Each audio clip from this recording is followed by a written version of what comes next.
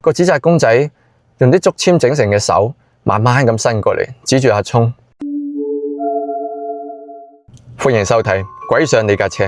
今晚呢個古仔係由一個喺元朗圍村嘅朋友仔提供。大家都知道圍村有好多祠堂，往往亦都保留住好多靈異嘅傳聞。而呢件事就發生喺佢一個同村嘅兄弟身上，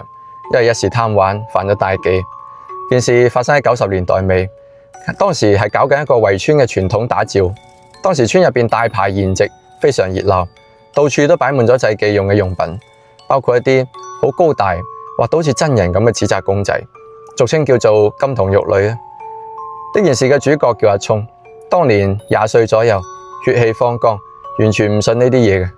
有一晚深夜，阿聰同班朋友飲完酒，暈晒咁行返屋企，行過祠堂附近嗰陣時，見到路邊放住第二日準備燒嘅一堆公仔。喺酒精嘅影響底下，阿聰突然貪玩啦，行過去攬住其中一個紮得好高、面色慘白、塗住兩個大腮紅嘅紙紮侍女，佢仲叫朋友幫佢用相機影相。個朋友雖然覺得有啲邪，但大家都醉醉地，就咔嚓一聲咁幫我影咗。影完之後，阿聰仲對住個紙紮公仔吹咗下口哨，先至嘻嘻哈哈咁行返屋企。阿聰返到屋企，衫都唔換就瞓咗覺啦。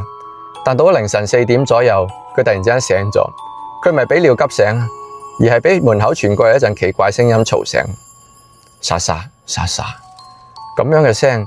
有啲似好乾燥嘅一啲竹或者叫做硬卡紙喺個地下度，喺個牆角嗰度摩擦咁嘅聲音。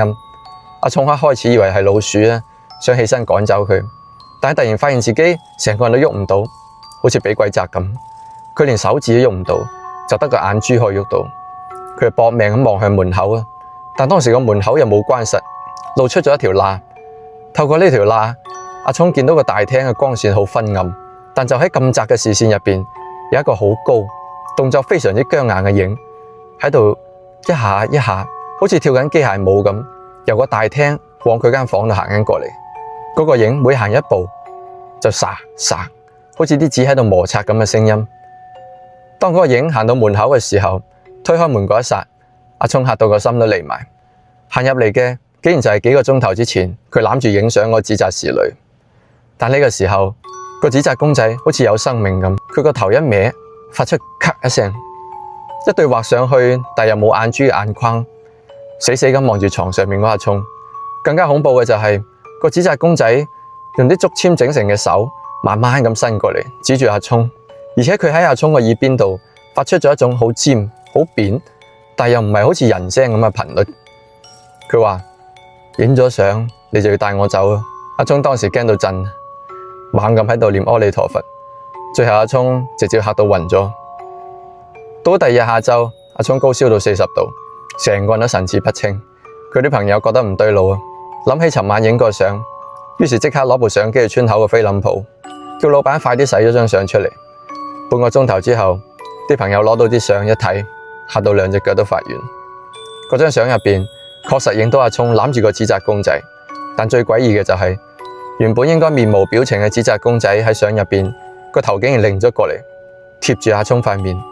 而且個嘴張得好大，好似喺度笑緊咁。而阿聰自己呢，明明影相嗰陣係飲醉酒大笑緊，但喺相入邊嘅佢個面色竟然同嗰紙紮公仔一模一樣咁慘白，個眼神好空洞。村入邊啲叔父知道呢件事之後，就鬧阿聰唔懂分寸，最後都係要村長出面，請咗村入邊一啲師傅過嚟，準備咗一大堆金銀衣紙，連埋嗰啲相一齊喺個祠堂門口度作法燒咗佢。完咗之後，阿聰啲燒先退。個師傅事後同阿聰講話，紙紮公仔係用嚟通靈嘅媒介，你同佢影相，仲要吹口哨撩佢，佢會以為你想娶佢做老婆，個魂魄就會跟住你返屋企啦。